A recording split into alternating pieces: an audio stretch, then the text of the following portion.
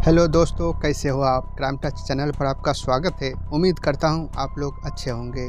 बात है 7 जून 2023 की। महाराष्ट्र थाने के भाईदार क्षेत्र में बनी एक बहुमंजिल इमारत गीता आकाशदीप की 7वें मंजिल पर स्थित एक फ्लैट 704 से पिछले कुछ दिनों से उस फ्लैट से बदबू आ रही थी। बुधवार 7 जून को फ्लैट से आने वाली असहनीय बदबू को लेकर पड़ोसी को लगा कि कुछ गड़बड़ है और उन्होंने हाउसिंग सोसाइटी के पदाधिकारी को सूचना दी। उसके बाद पदाधिकारी ने बिल्डर और फ्लैट के एजेंट को बुलाया। सूचना मिलने पर पुलिस की एक टीम भी पहुंची और पुलिस ने दरवाजा तोड़ा और अंदर प्रवेश किया। पुलिस के हॉल में लकड़ी काटने वाली आरी और बेडरूम में प्लास्टिक का एक टुकड़ा मिला।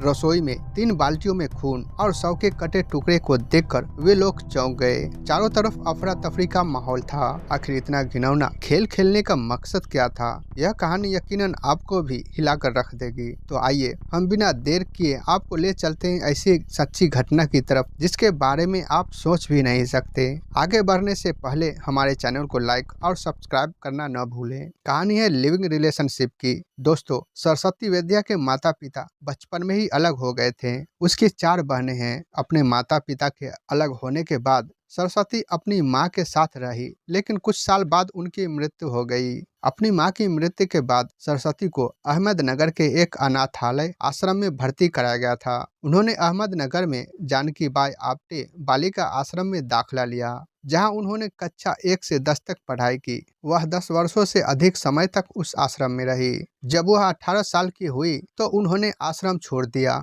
और मुंबई जाने से पहले 4 साल तक औरंगाबाद में अपनी बहन के साथ रही। मुंबई में वह मनोज साने से संपर्क में आई। मनोज साने सरस्वती को नौकरी दिलाने में मदद की। सरस्वती को मुंबई में आवास खोजने में कठिनाइयों का सामना करना पड़ रहा था और तब साने ने उन्हें बोरीवली में अपनी खुद का फ्लैट देने की बात कही। सरस्वती कुछ समय तक साने के बोरीवली स्थित फ्लैट में रही और इसी दौरान दोनों में प्यार हो गया और उन्होंने शादी करने का फैसला किया और उन्होंने एक मंदिर में शादी कर ली। सरस्वती के कुछ शैक्षिक दस्तावेज उस आश्रम में रखे गए थे जहां वह पली बढ़ी थी। मनोज साने के साथ उस स्थान पर जाती थी। आश्रम में वह मनोज का परिचय अपने मामा के रूप में कराती थी। 2017 में साने और सरस्वती मीरा रोड में शिफ्ट हो गए और तब से दोनों मीरा रोड पर गीता नगर फेज 7 में एक आवासीय भवन में रह रहे थे। बुधवार शाम को नया नगर पुलिस स्टेशन को मीरा रोड पर गीता नगर फेज 7 में इमारत के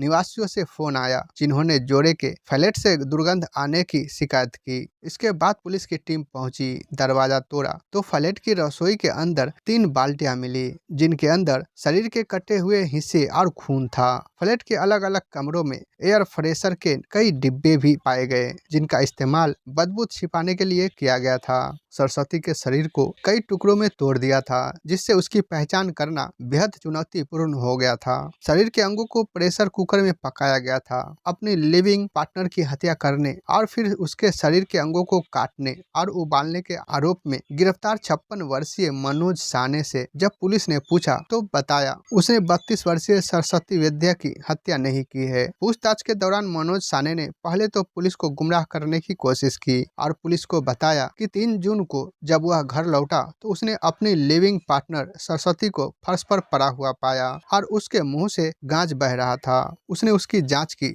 और पाया कि वह पहले ही मर चुकी थी, जिसके बाद उसे हत्या के मामले में फंसाया जाने से बचने के लिए उसके शरीर को टुकड़ों में काटकर ठिकाने लगाना पड़ा। फिर जब शक्ति से पूछा तो मनोज टूट गया और मनोज ने वो पूरी हकीकत बता दिया जो सरस्वती वैद्या के साथ किया था।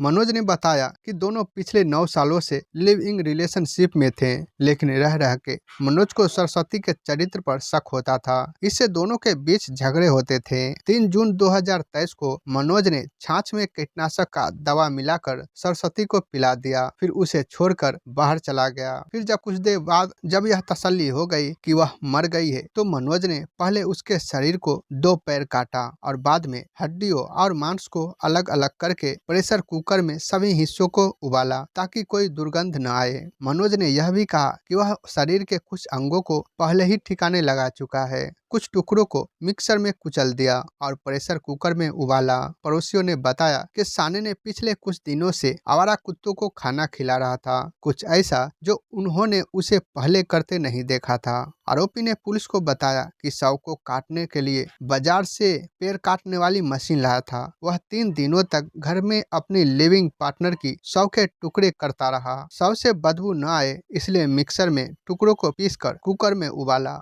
उसने हड्डियां, मांस और खून को अलग अलग कर दिया था। कुछ टुकड़ों को उबालकर कुत्तों को भी खिलाए। पड़ोसियों के अनुसार साने ने पिछले कुछ दिनों से आवारा कुत्तों को खाना खिला रहा था, ऐसा जो उन्होंने उसे पहले करते नहीं देखा था। लिविंग रिलेशनशिप में रह रही सरस्वती की हत्याकांड ने पूरा देश को हिला दिया था। घटना हमें सोचने पर मजबूर कर देती है कि जिसके साथ हम जीने मरने की कस्में खाते हैं, क्या वो ऐसा हैवान भी बन सकता है। हम ऊपर वाले से प्रार्थना करते हैं कि वे सरस्वती की आत्माओं को शांति दे और ऐसी मौत किसी को ना मिले। दोस्तों, इस पूरे घटना पर आपकी क्या राय है कमेंट बॉक्स में जरूर बताएं। अगर आपने अब तक क्राइम टच चैनल को सब्सक्राइब नहीं किया है तो चैनल को सब्सक्राइब कर ले। मिलते हैं फिर अगले वीडियो में। धन्यवाद।